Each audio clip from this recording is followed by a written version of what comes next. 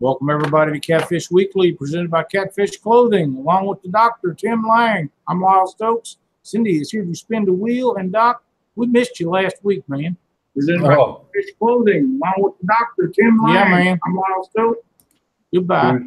Whose is that? That was me. Who usually forgets? I made sure I X'd mine out tonight. Yeah, it was a killer not being able to get on here last week. Man, we missed you. We missed you. How's things in Ohio? It's snowing. What? Yeah, cottonwood is coming down like you would not believe. Yeah, we got some of that going on over here too. But other than that, it is. Last few days been pretty warm in Missouri. I don't know how Ohio's been, but they've been scalding us out here. Well, we had I had 97 on the truck. The humidity is, well, the humidity's so high that you'd have to grow some gills to be able to breathe in this stuff. So I understand. Pretty wet.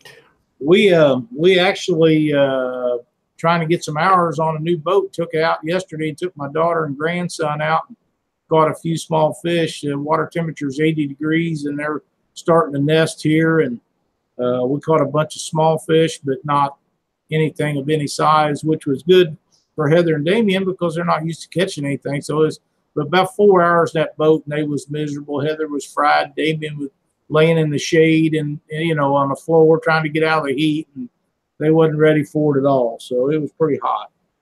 Yeah, but I'm not complaining. We went right from, we didn't even have a spring, and we're right dead in the middle of summer now. That's exactly right. I told Cindy that's what was going to happen. I have a question for you, though, Doc. What's that? How long before Fishing for Freedom in Quincy, Illinois? Well, I just happen to have that information right here. 3 days, 3 hours, 57 minutes, and 30 seconds. And I just saw Randall log in. So, Randall, there you go, buddy. 3 days. We were going to a bunch of fishermen, not necessarily all cat fishermen, but over 100 cat guys are going to descend on Quincy, Illinois this weekend, and we're going to take a bunch of military people out, and we are going to have a great time in Quincy, Illinois. Yes, we are. You know, Doc, I've told this many times, and it is very much the truth that if we only could do one tournament a year, this would be the one we're going to do, and it's really not even a tournament.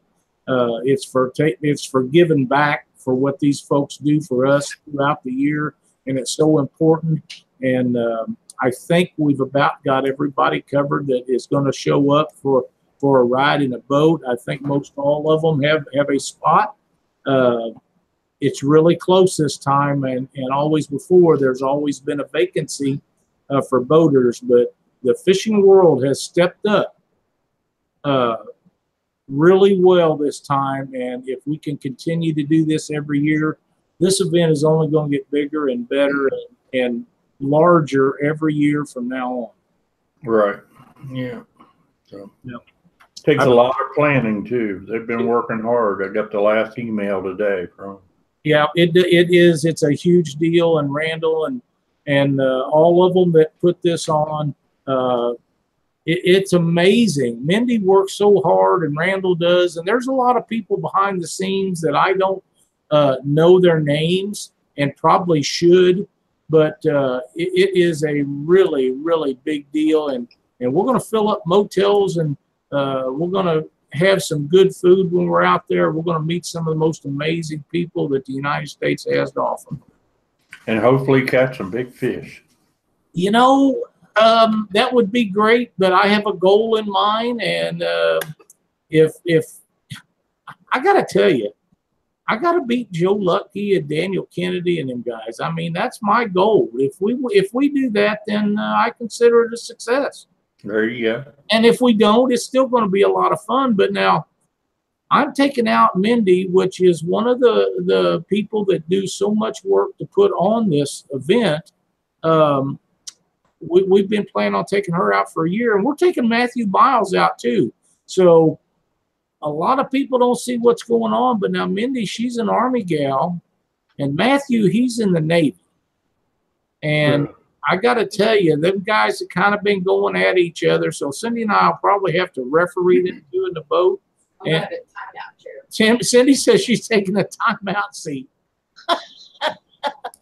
So yeah, that's going to be a lot of fun. We're really going to have a blast with those guys, and of course we'll be trying to do a live show over there. And like I say, going to be some good eats and good times. Yeah, I'm looking forward to it. Well, I know it's a long way for you, Doc, but everyone over there will appreciate what you went to go through to help them out with this project. It's just really outstanding deal. Well, this has been on my bucket list for years, so I'm finally going to establish something here. So that's outstanding. Do you have a deadline on how long you're going to be working, or is retirement even in your mind yet? No, I'm just kind of kicking it back. Right now, my partner does most of the work. All I got to do is just tell him how to do it, and we kind of go from there.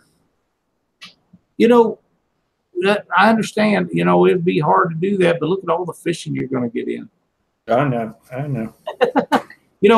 One more thing before we get to our guest tonight, Doc. There was a gentleman that Robert Tallman. He had contacted me some time ago about a benefit they was putting on for a gentleman, and the places like that, they need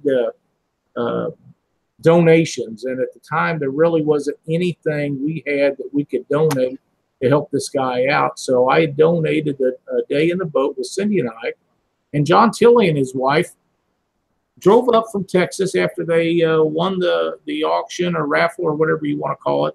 And we got to take them out last week in our new boat, and we absolutely had a great time. We didn't catch big fish. We caught several fish, and I'm not sure they'd ever done any pulling baits, but we let them catch all the fish and had a great time. Some great folks to have in the boat. We absolutely enjoyed them. It got a little hot that day, and I think that Mrs. Tilley was ready to go in, so we went in when she was ready. But it was a wonderful time. If they only had a fourth of the good time that Cindy and I had having them in the boat with us, then I think we done really well, because we absolutely had a blast. Good deal. Yep, really good. Mike Chavez, Fishing with Mike. How you doing, buddy? Hey, y'all. How's it going? United States Navy here. All right. Yes, sir. You and Matthew have some stuff to talk about. Yeah, I know Matthew. Yeah, I haven't met him yet, but yeah, I got some of his gear. Yeah, Matthew's a good old dude. Yes, he is. He does a lot for the sport of catfishing. He's also going to do some sponsorship stuff for Fishing for Freedom Quincy this year, along with helping us out on the show. It's going to be a really good time.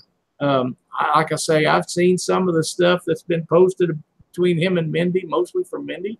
I think that's going to be a lot of fun. Them two will get along fine when they meet. It'll just be like they've known each other their whole lives. Yeah, I'd like to meet him for sure. I know we chatted a little bit about fishing together, me and Matthew, a little bit. We'll do it sometime. Oh, heck yeah. Well, we're gonna take him out on the Mississippi River and see how he fares with that. I'm sure he'll be just fine. Oh yeah, he fishes the Trey a lot up on the James River. Yep. If we can just get him on some fish, then everything will be happy. There you go. You live in Southeastern Virginia, is that correct, Mike? Yes, sir. I'm in Hampton, Virginia, right here. Fish James River, Chickahominy River. I was wondering how you pronounce that. Yeah, Chickahominy.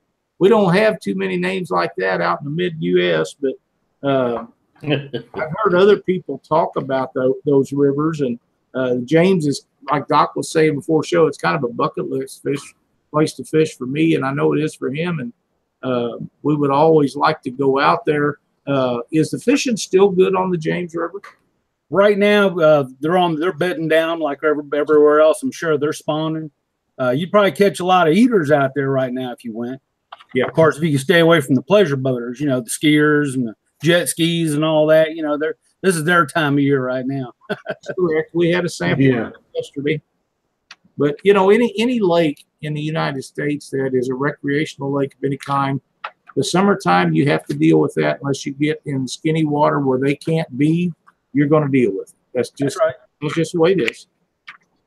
Just the way it is. I got a question for you, and one of the topics that we wanted to talk about was the fact that you fish out of a bass boat. Yeah. Well, started out, I really wasn't thinking too much about big catfish at first when I bought my boat, but then a friend of mine took me up there on the Chickahominy and put me on some cats, and then I run into Caleb Page up there on the James, and he gave me a bunch of big shad, and I caught my first 55-pounder that day, my first fish over 50, and I mean it's been like forget everything else, man. You know, I'm hooked. And then you know, I got hooked up with got me a bunch of monster rod holders, and watch a lot of Steve Douglas and my buddy Chris, Muddy River Catfishing. They're two of my favorites. They taught me a lot watching their shows. I learned a whole lot from them fellas, and it's been incredible. The last 3 years, it's just been, I mean, 30-pounders, 40-pounders. I took my buddy Dewey Cash out with me the last time I went and put him on a 63-pounder, and that made my trip. That made my whole year. I mean, that was incredible. Got it all on video, got it all on YouTube. And man, I was just so excited. And Dewey was crazy. Dewey was so excited. He had that big old fish up there and gave it a big wet kiss. I was, oh my goodness, Dewey. He's got a huge beard. I know most of y'all out here know old Dewey. He got a big, huge beard, and he had slime all down his beard. And he was, oh man, big smile like this. Oh my goodness, that was fantastic. I couldn't believe that, man. I was jumping up and down. Yes, sir. Heck, man. You know, I think one of the misconceptions that people have is for catfishing, you must have a catfish boat, or you must have catfish rods, or you must have this or that. If you fish and catching 50+ pound fish out of a bass boat proves my point that you don't have to have gigantic boats and things. Now, I do think that you should have a boat big enough for the amount of current you're fishing in rivers to keep you out of trouble, but you don't have to have gigantic stuff to catch catfish in our sport. Oh, that's for sure. I mean, I made a rod brack up to go across the back of my boat. Now, I do have to look at that weather real good. Now, if the water gets a little too rough, I mean, I got a Bass Tracker 175, but it, you know, it'll get you wet, you know, if it's too rough out there, which is all right if it ain't too cold, but you got to watch that weather for sure with any boat. I mean, but especially with the bass boat. Doc, I feel like that is exactly right. It doesn't matter what boat you have. There are situations where any boat should not be on certain bodies of water. Oh yeah, every boat has its limits. That's right. No matter what. Yeah, that James can get right unforgiven. I mean, it'll break your heart for sure. You got to be careful out there. That's exactly right. Even any of the lakes that have vast open water, if the wind's blowing very much, they'll all get you in trouble. You really have to watch them. So yeah, I'm sorry. Go ahead. How did you get started with the YouTube videos, Mike? Well, I've been on YouTube for quite a while. I mean, I was I started on there just watching and running into Steve Douglas's videos, started watching those. And I said, hey, that looks like a lot of fun. So I said, let me try that, you know, and so I started doing that, going out there and using his techniques, and started picking them up. And I went ahead and got me a camera. I said, well, shoot, let me put a few videos out there, you know. So I just kept putting little videos out, and then it kept growing and growing and growing, and it just got big. I love it. I mean, it's a lot of fun. It's a blast. It really be doing what you love, you know, and getting out there and sharing it with everybody, you know. Exactly. So what's your YouTube channel? So Fishing with Mike Chavez. Okay. Very, very simple. Fishing with Mike Chavez. You know, I got you know, it's my little logo here. Let me see here. So I just little Yep, go out there and just put them up there and just have a ball. Go out there and have fun and let the camera roll, and then try to sit back and edit all that stuff. That's the challenge right there, is editing all that stuff, you know? Yeah. Tell me. It really is. Editing is a major deal, but that's editing, correct editing and audio will make and break a lot of guys. It will. It will. So, you know, that's just part of it. You fish with a lot of people that are friends on your Facebook page, don't you? Now, I've met a whole lot of people. That's an incredible thing about the old Facebook. I mean, I've got to know a lot of folks. The last fella I went fishing with, Brian Bean, he's a paraplegic fella, lives out here in Virginia. I went fishing on his pontoon boat the last time I went, and that was just so fun. I love that, to fish with people. I mean, one of the things I hate to do is fishing by myself. I mean, I'll do it if I have to, but I'd rather not. You know what I mean? For safety and for, you know, you just share the experience with somebody out there. You know, it's a lot of fun. Absolutely. I don't mind taking folks. I don't mind taking folks out there. I mean, I call it, I'll go in guide mode. I've never been a guide or anything like that. Don't claim to be, but I'll go in guide mode, and I'll put the lines out, and I'll sit back, run the cameras, and get it. You know, Rod kicks over, you know, and you kick that reel, get them in there, buddy, you know, and oh man, that's a blast. I love to do that. Absolutely. And I started out taking my grandson out there, my son, you know, and just putting them on fish. I got my two nephews. I'll take them out. I'll put them on some 30, 40 pound blue cats out there. I mean, I don't care if I catch a fish when I got them out there, you know, that's just as much fun watching them fellas catch fish, you know. I agree. And Doc, I know you do, because I see the stuff you do with your grandkids, so I know how much enjoyment you get out of that. Oh yeah, love it. We do have some questions that are coming in, Mike, so we'll get started here. All right. Carl Wells wants to know, what reels do you prefer? He's got like 3 questions, so let's start out with this first one. What reels do you prefer? Well, I got Abu 7000s is what I have. That's my preferable reel. It's nice and big. It'll haul them big fish in. They work really good. They cast smooth. If you got a clicker on there, if you prefer to use them, I don't use clickers myself. I like the big circle hook, so I'll lock them down in the holders. But I like them Abus. Just for some reason, I bought me several of them when I got my big cat fever rods, and they look pretty too. They're nice reels. That's my preferable reel. Abu C7000s. Yep, I like those. Those are good ones. What is your go-to rigs? My go-to rig would be in the saltwater. There's a lot of saltwater fishing around here. They call it a fish finder rig, which everybody uses. It's got the sinker slider on there, like a Carolina rig. And of course, out in the James River, you got to use a lot of weight. I mean, the minimum weight I'll use out in the James River is 8 ounces. I'll go up to 12. My gear can handle 12 ounces. It's about max for my stuff. Use the 10-aught circle hooks. And of course, Demon Dragons. I mean, that's the rage right now. Everybody's using Demon Dragons. I tried them out. I love them. I mean, before I was just using 3-inch styrofoam floats with the Versa rattles on them. Mm-hmm. But the Demon Dragons are just a lot more convenient. I mean, and they work great. They look good. I mean, I don't know if the fish care what they look like, but I mean, they work really good. I like that idea of getting everything, you know, getting your bait up off the bottom. You know, because I used the big chunks of shad out here. There's no skipjack out here in Southeastern Virginia, so the big gizzard shad is our preferable bait. It really and you get those using not a cast net. What do you tell us? I use a 100-foot gill net. Out in the tidal waters here in Virginia, it's legal to use a 100-foot gill net. Well, we can use up to a 300-foot, but 100 foot's about all I can handle. But we'll lay that out there, and even in the wintertime, you know, we'll catch enough fish, enough shad for a good day's fishing for sure. Okay. Yeah, there's good sized gizzard shad up there. Next question: do you prefer anchor or drifting? No, I don't drift too much on the river. Now that James River, when the tide gets moving, you'll be speed drifting. So I usually anchor up.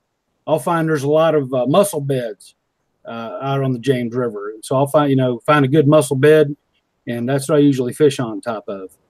So, but we usually anchor up. I'll anchor up. Sometimes I'll put a drift sock out the back to keep the back stable from moving back and forth. But then if the current's too strong, it'll pull your anchor if you ain't got a good anchor. That's for sure. Now it changes every 12 hours? Something like that, about every 8, 9 to 12 hours. I'll always get my tide charts. I always look at the tide.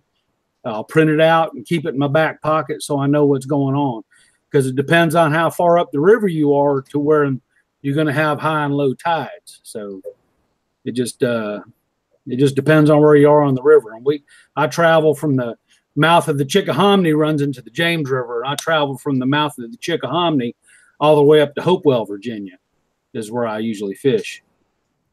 Awesome. So that's a long stretch. Hey, Doc. Yeah. What do you say we give the old RigRap prize wheel a spin? Sounds good. Mike, if you give me a number between 1 and 5, we will see who we get to spin a wheel for. I'll tell you what, let's go with 3. All right. The big number 3. 1, 2, 3. And the winner is Johnny Ward.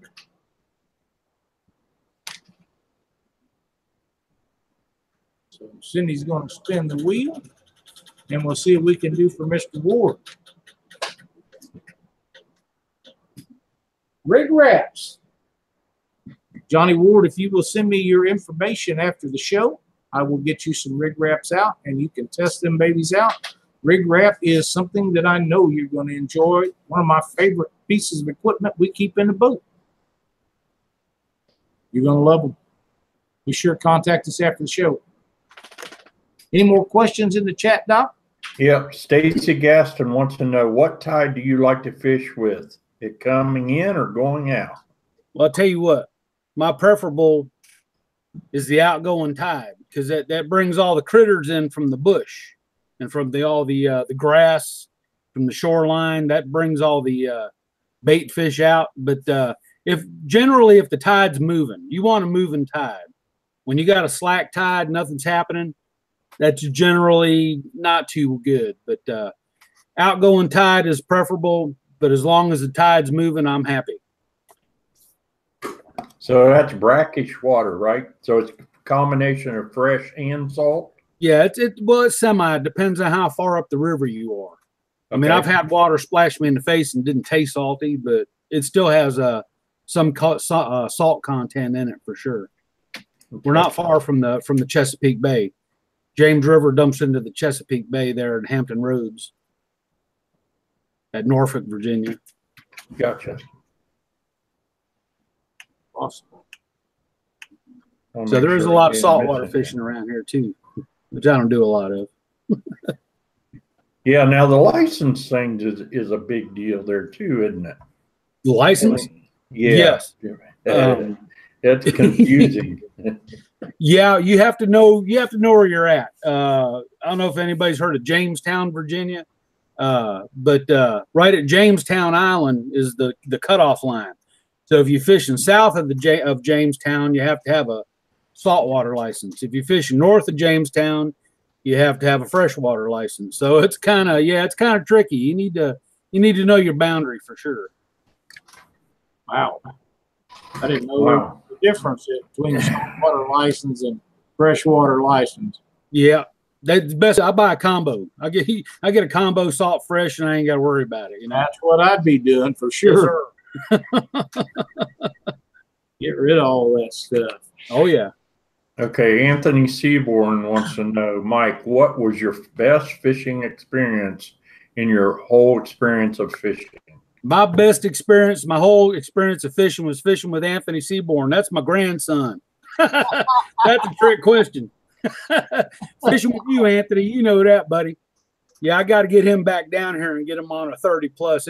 His personal best is about 20 pounds. I got him out up on the James quite a few times. That's my best personal experience is fishing with him. Okay.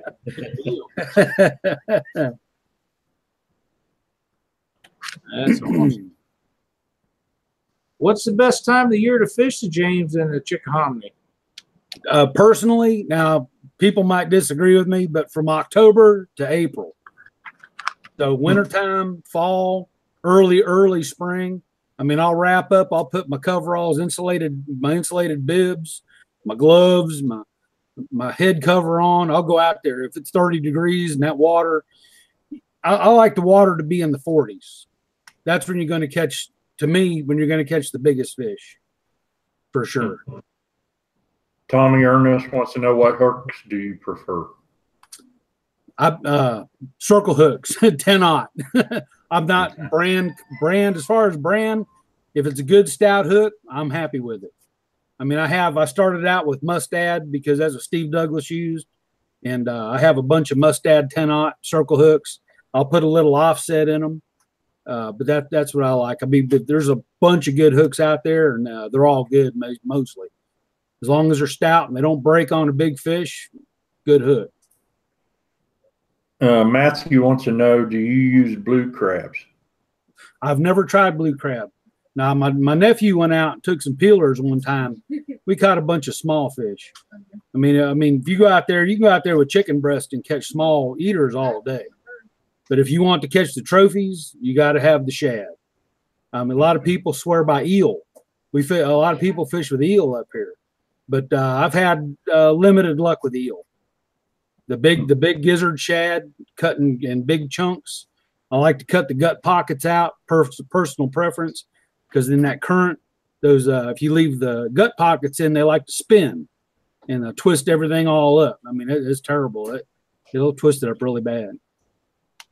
Now, are you using a single hook or you do double? I use single hooks mainly. Okay, so they're eating it up. Oh yeah. K-Bud Clark wants to know, what's your favorite rod and your craziest fish? My favorite rod is Big Cat Fever, and she knows that. I know K-Bug. Hey, K-Bug, how you doing? Big Cat Fever rods. I like them. They're light. They're strong. They do a good job. They'll handle. I know they'll handle 100-pound plus fish. And my craziest fish, oh my goodness gracious, that's hard to say. I've caught so many crazy things in my life, but I couldn't say. I mean, that's a hard question. That's a hard question. I'll have to think about that one. Get back to you, K-Bug. All right.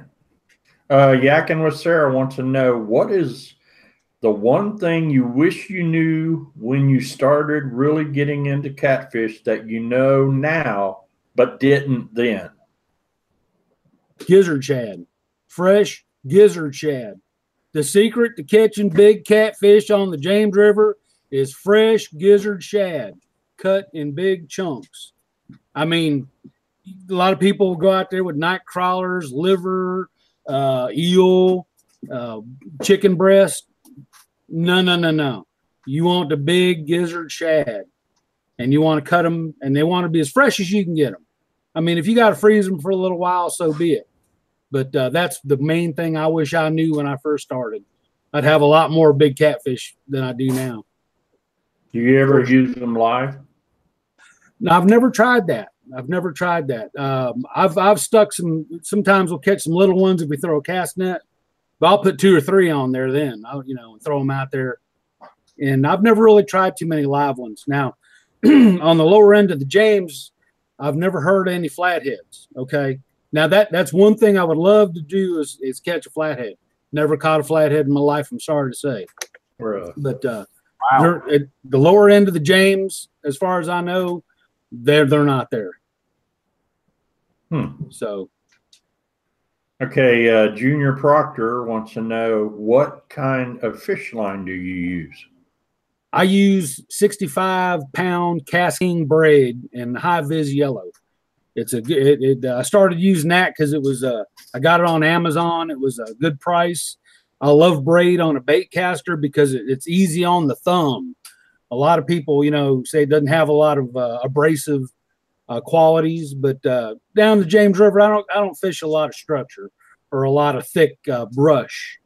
I know a lot of the flathead fishermen fish that, so I love the braid. That Cass King braid, it lasts a good long time. It has a good price. It's relatively inexpensive, and it's easy on the thumb. Because I know I fish with some fellas out there with that big, heavy, say 60-pound mono, and that stuff will tear your thumb up. You throwing a 12-ounce sinker out there, you know. I really like that braid. I really like braid. Okay, Cody Myers wants to know: do you have to catch bait out of the same body of water that you're fishing in? I don't think so. Not necessarily. I mean, I do, but I don't see where that would make a big difference as long as it's fresh. I mean, we have some bait shops that sell fresh shad if you can get them. But I wouldn't think that would make a big difference. It helps. Fresher is always better. Yes, sir. Absolutely. Carl Wells says, seems like us old guys with beards are all using high-vis yellow. High-vis yellow. Got to be able to look. See that? See it. Yeah. I mean, I can see, but I just can't see well. Oh, man. Hey, let's go ahead and give away something in chat. And I've got a new, we're going to try something different here. And we'll see if this will work. And I just grabbed all the names in chat, and we're going to sit here and names pass. And let's see what comes out. Can you hear that?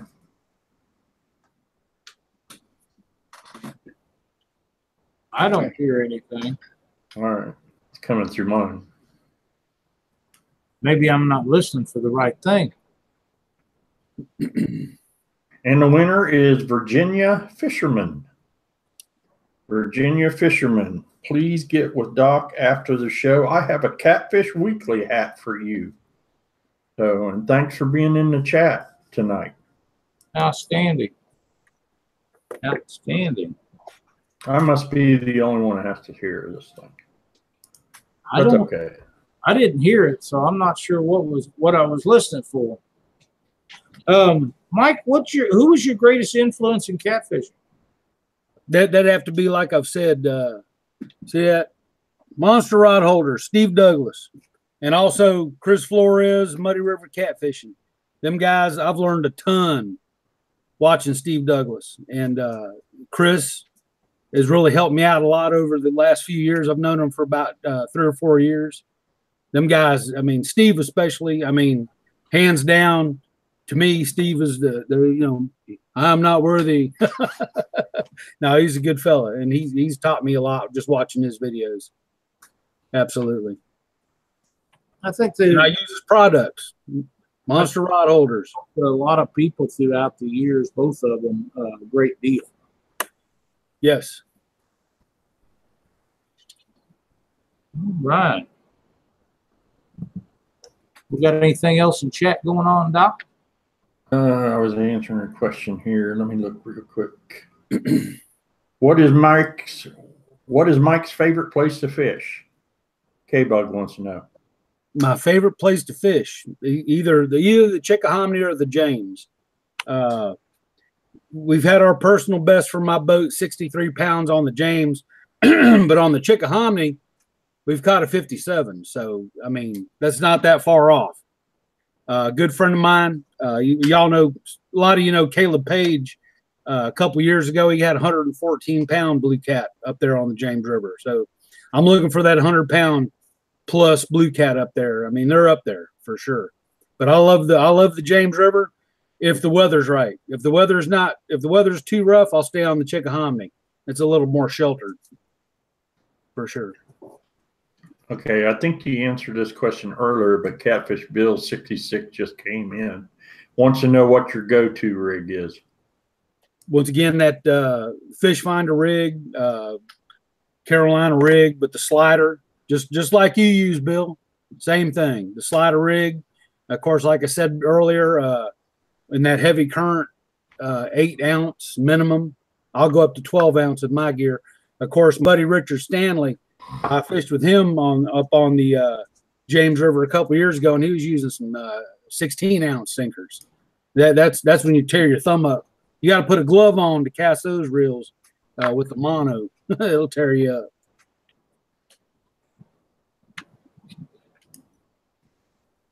Right.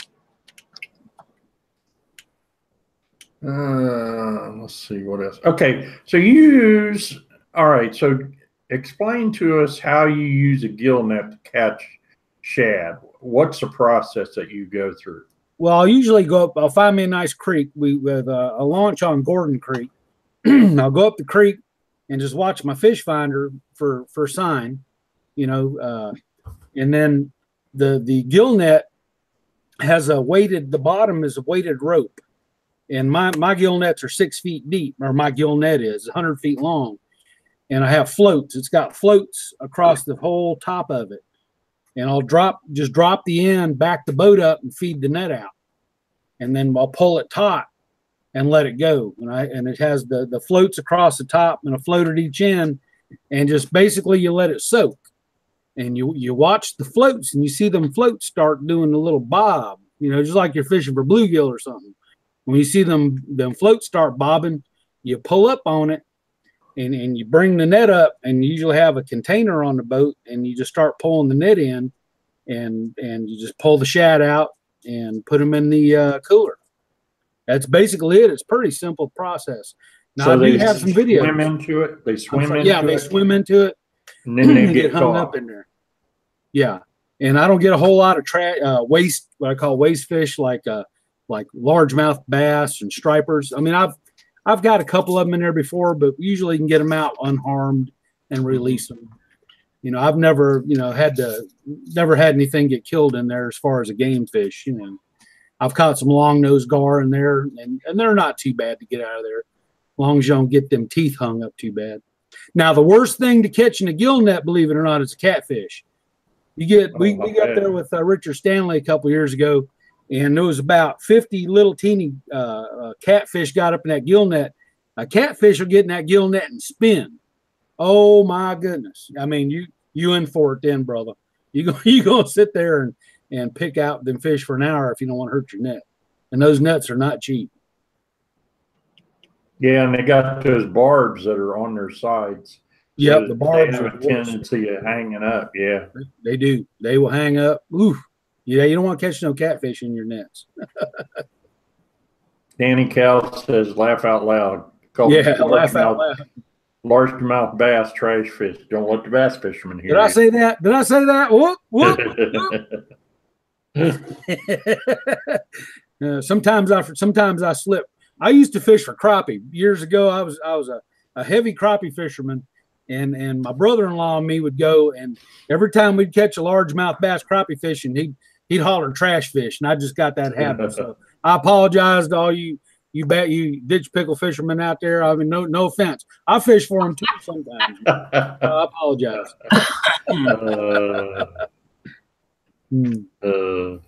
But since you're fishing in a bass boat, do you use power poles or you deep water anchor? No, deep water. Deep water. Yeah. I mean, if I went out there at night, I would probably get up there in some shallow water. But I don't have power poles on my bass boat.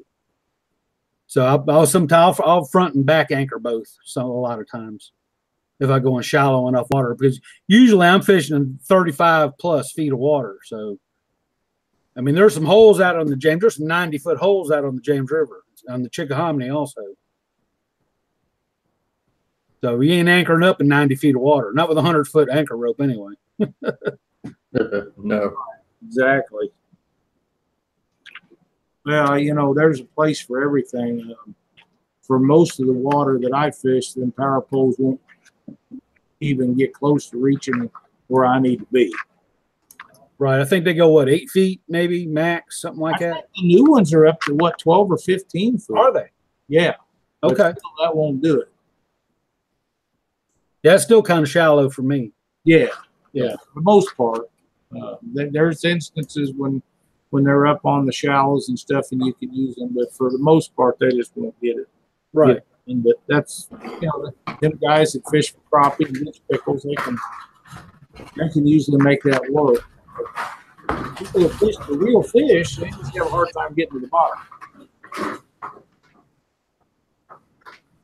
I think Doc.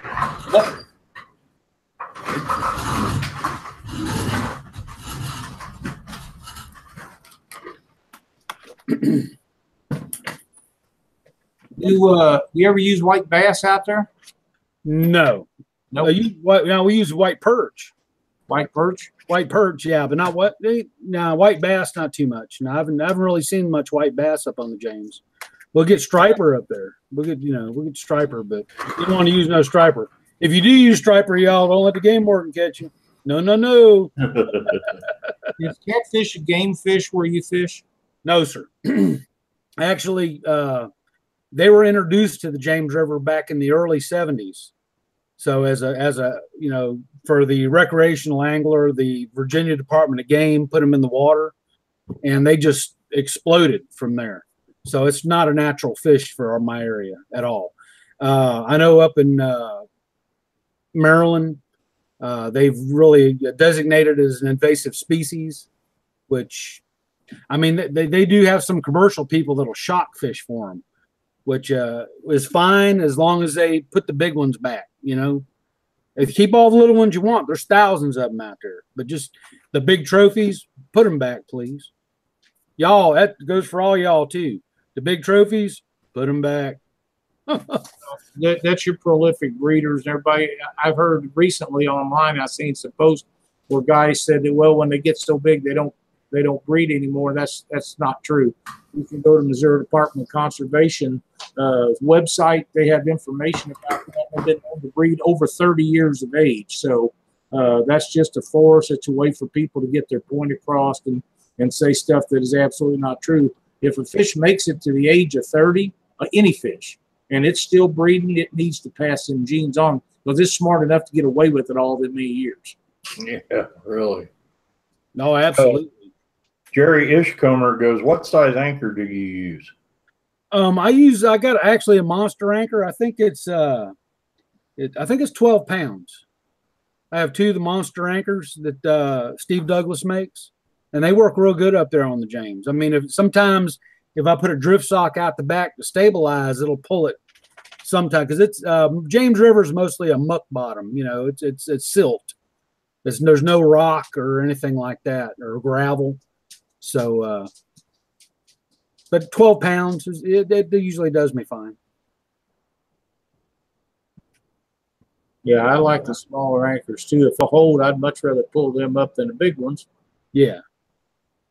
James Dockery wants to know, if you could fish anywhere, where would it be? Ooh, if I could fish anywhere. I tell you what, it's hard to beat the James River. It really is. I mean, the James River will break your heart, and it'll also make you jump up and down and shout at the moon. I mean, it's an awesome fishery.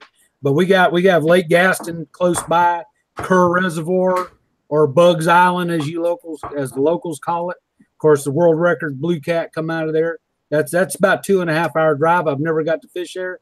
I've got to fish Gaston a few times with old Zach Royce and Zajac, the Blues Brothers guide service guys. I didn't actually pay them to take me. You know, we're good friends, but we have a good time. There's some big catfish up there too. My personal best 57 pounder come out of Lake Gaston, as a matter of fact, fishing with Richard Stanley. That was pretty cool. So the lakes, I don't fish a lot of lakes. I'm a river rat for sure, but I do like the fishing lakes. That's enjoyable if there's not too many recreational folks out there. It's cool.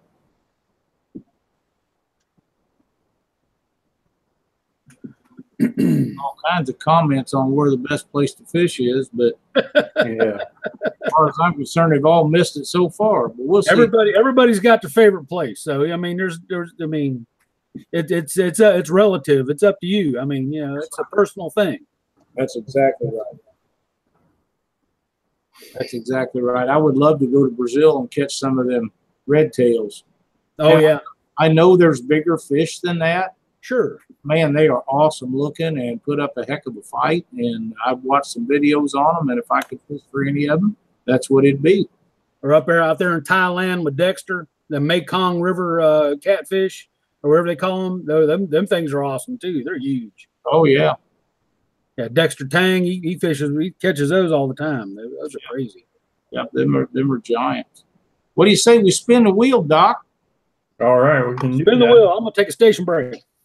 Okay, Doc, give me a number between 1 and 5. Number 1. Number 1. That's a good one. I like number 1. And the winner is Terry Atkins, Adkins. Let's see what Terry wins. We're getting a little weak in the spin. Catfish Now Magazine. Terry, if you will contact Catfish Now Magazine and tell them that you won their prize on the prize wheel, Mr. Presley will write a story about you and put it out in the magazine. It's a great way to get the word out about their magazine. They got a lot of pertinent information and quality stories in there. So contact Ron Presley and he will hook you up. Hello.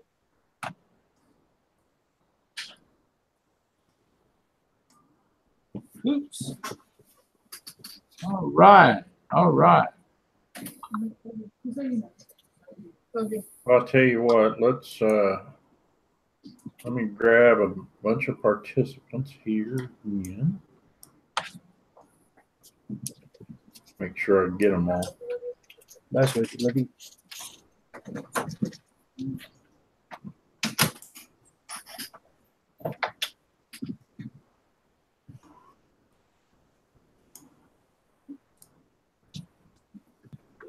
All right. Now, let me see if I can get this thing to play here. See if you can hear this.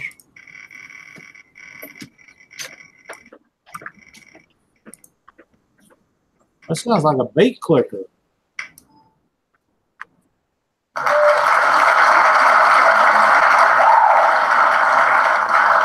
Did you hear that time? Yeah, I hear it. That is applause or something. Yeah, here, hang on. There we go.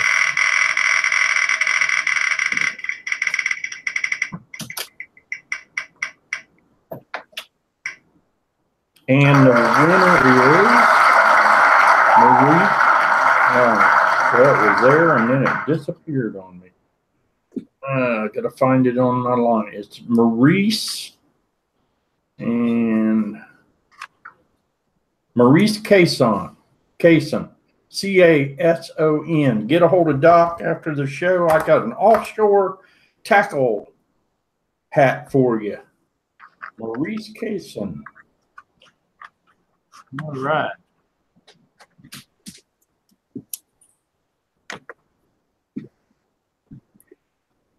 Peel and Drag wants to know if that's a channel cat, Doc.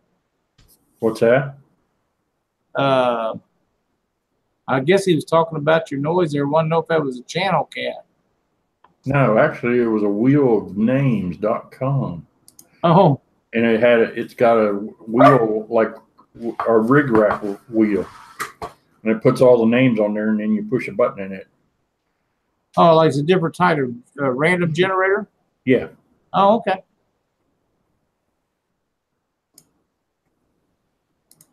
Do you ever fish the Sandy Cooper water system? Who, me? No. Nope.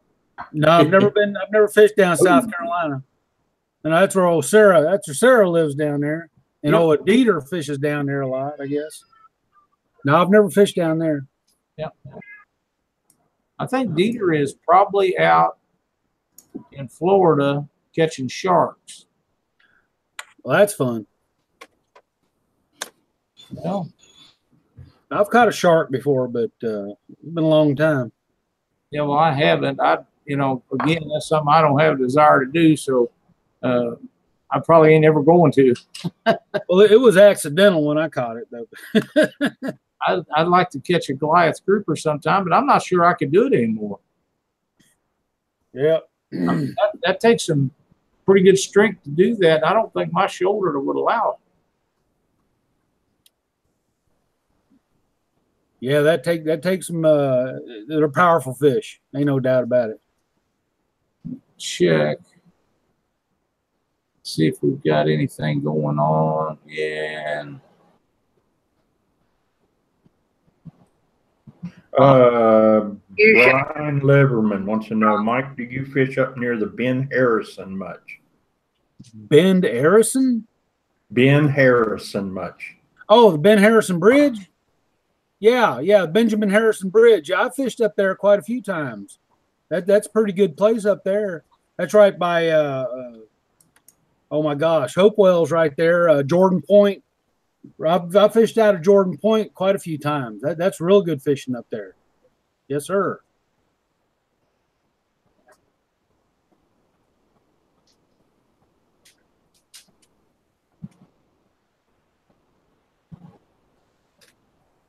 I hope to do some night fishing up there coming up after the spawn's over. I'll probably be back out. Got a new friend up there, got a pontoon boat, does some night fishing. I'm going to try to go with him some after the spawn's over with. If I get some time off of work. They're trying to kill me at work, but that's another story. This 90 and 95 degree temperature, it's going to be a lot of night fishing for a lot of people with that extreme heat. Absolutely. Yeah. Big C Catfishing wants to know, when do the blues spawn on the James River? Oh, they're spawning right now. And that'll probably go on till the beginning of July. They'll probably start coming off and back out. So it'll probably pick back up late July, early August. Okay. So, of course, they don't all spawn at the same time like any other fish, you know. Right. You'll know because the males will have their tops of their heads will be all wore off. They have them big sores on top of their heads from fighting. That's right. That's you can always tell when they've been done when they're coming off because they are always beat up. Males, females, it doesn't make any difference. Yeah. Yep. All cut up and tore up where they're in rocks and everything else. Yep. Oh, yeah. We caught one the other day. I don't know, probably 3 or 4 pound blue, and it had the bite mark on it that was this big around on its body. I don't know how it got away from that fish, but a big boy it had a hold of it. Oh yeah.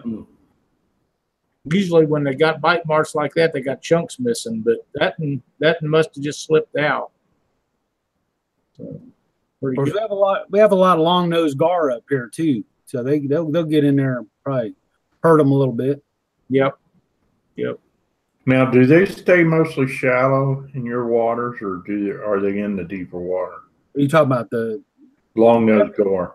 Oh well, they'll go over deeper water. I got a spot. Matter of fact, I went fishing with good gracious, Luke Nichols.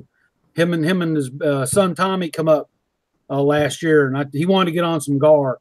And there's a bend in a creek that's about 25, 30 feet deep, and they're suspended about from the bottom to the top and breaking everywhere. 3-4 foot gar. We had a blast. I got it on video. That was a blast too. So that's actually the first time I fished for something besides catfish in a long time. But we had fun. We had fun. I picked up a lot of subscribers from that one too. That was a good. Somebody had posted that in the chat that you had fished for gar. Yeah, Luke. With Luke. Yeah, he wanted to go fishing up there, so catch some gar. I made some jigs up out of rope. That's a whole nother subject there. But yeah, that was a lot of fun. Though that was a lot of fun. I might do that again someday. If I can get away with these I can't get away from the catfish, though. That's for sure. I love my catfish. Don't we all? Yes, sir. That's why we're here. That's right. Michael Malott wants to know, what kind of electronics are you using?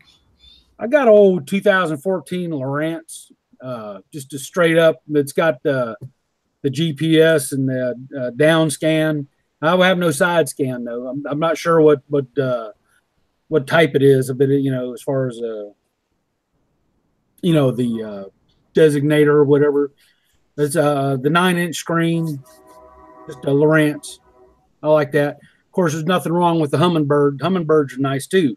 I mean, I like them. If they could show me something down there, give me the depth and show me a few fish, I'm happy. I'm not, I don't, I'll take them.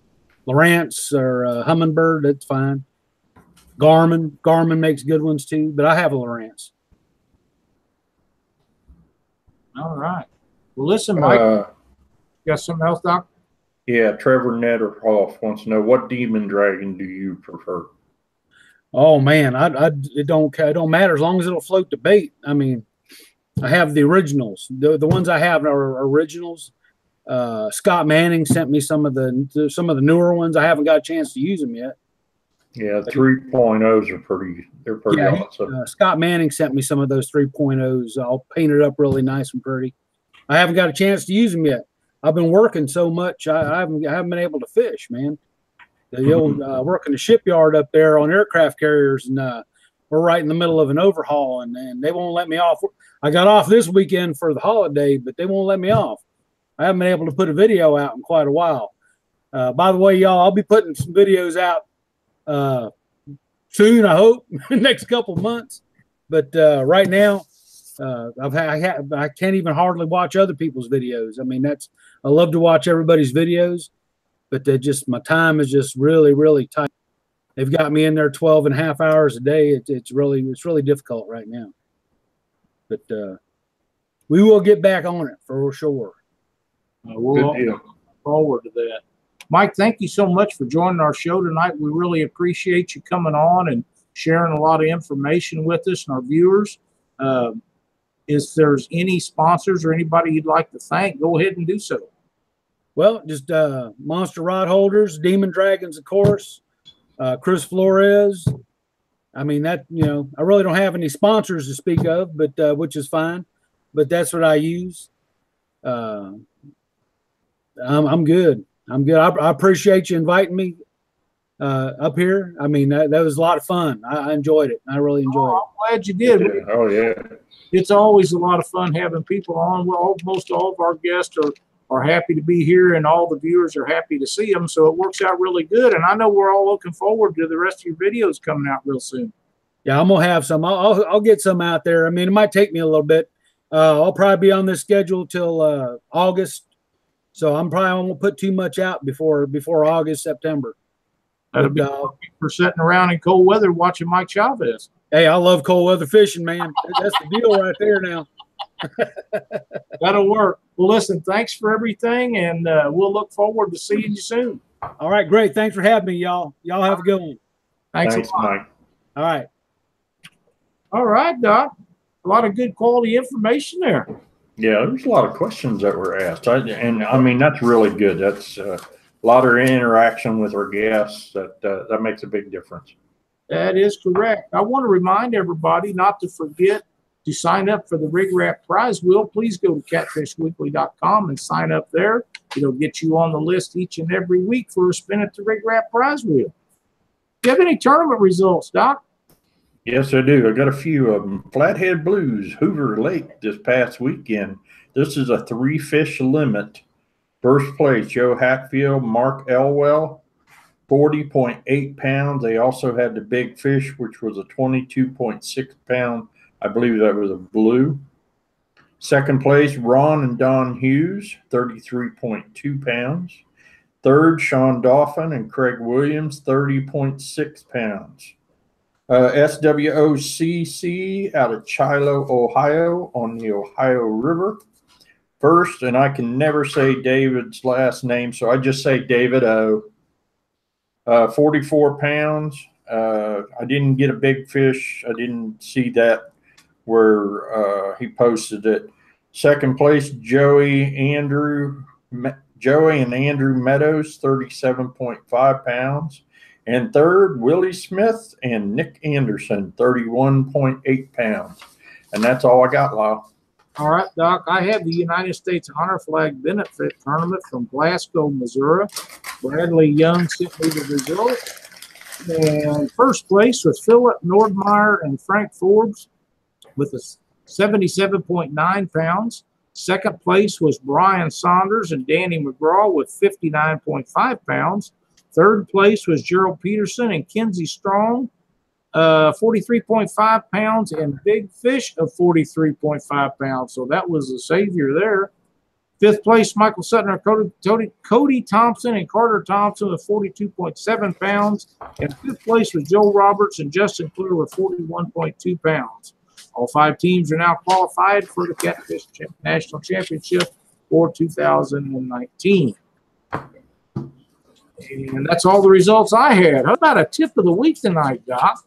Oh, tip of the week. Okay, now that the water is starting to heat up and the air temperatures are starting to heat up, I advise people to start putting water jugs in your coolers. That way you can put them in your live wells and keep your fish cooled down. Now, you don't want to really super cool these guys. Whatever your water temperature is, you don't want to go more than 10 degrees. How can you figure that? Well, earlier, you know, I had the tip where you use one of these laser guns. That gun right there, you can shoot it right down in the water. It'll tell you what the temperature of the water is before you put your ice jug in there. And use a combination, 1, maybe 2 gallon jugs. I keep them frozen in my freezer, and then I put them in my Yeti cooler. And that's why I've got a big Yeti cooler. That way I can carry my ice jugs along with my bait in there. Put it in there. The cooler that water is, it'll hold that oxygen more. And we know when the water gets warm, that oxygen does not stay there very long. It comes right through there. So if and you guys that are putting pure oxygen, it'll even make them that much more exhilarated. So that's Doc's tip for the week. It's a good tip. We've been freezing jugs, milk jugs, soda bottles, everything for years and years. And you're going to throw it away. Why not wash it out and put water in it and freeze them up? You're running the freezer anyway. Yep. This makes good sense. That's a great tip, Doc. There's something that I'm missing here, and I don't know what it is. I have to think about it. I've seen a question here about next year's qualifying events.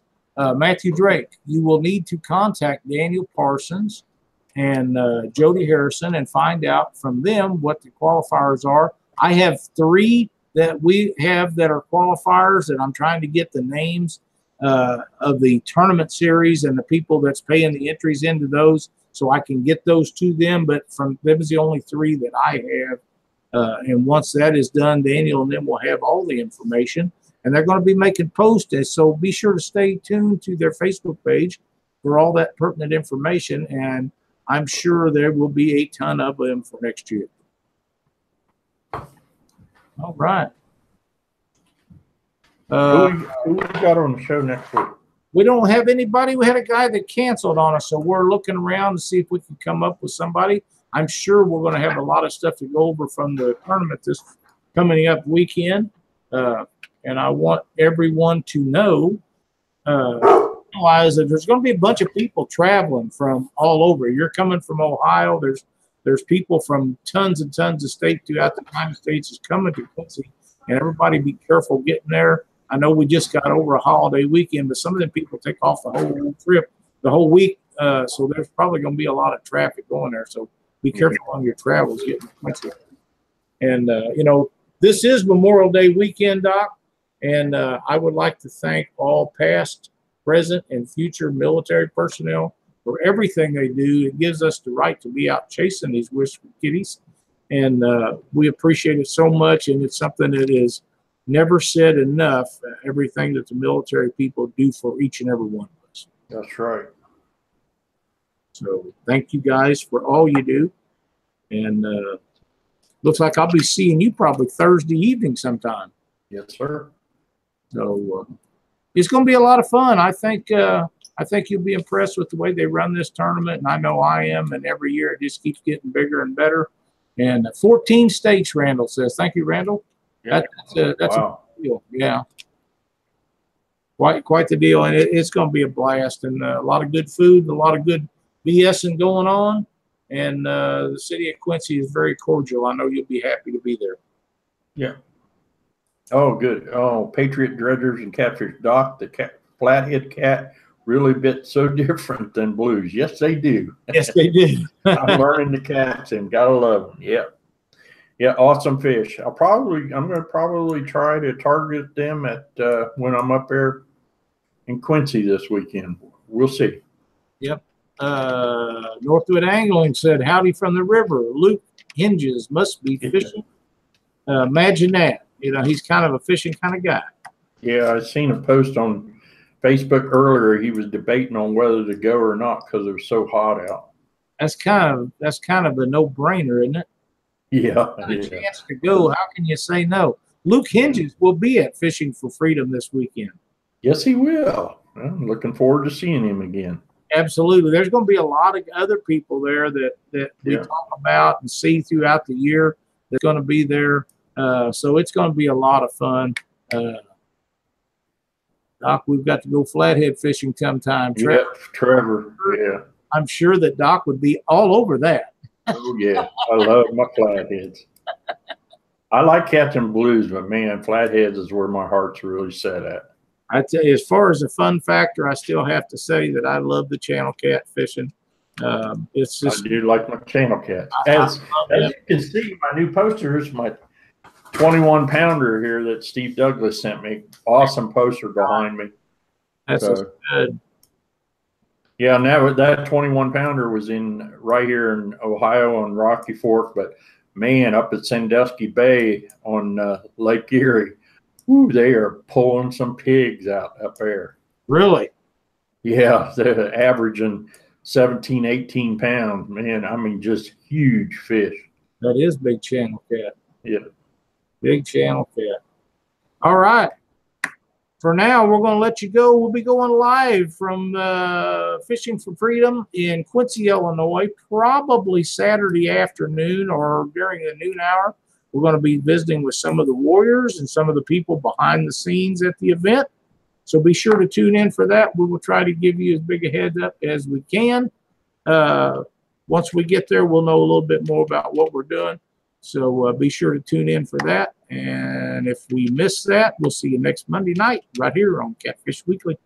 Thanks, everybody, for joining us. Appreciate the thumbs up.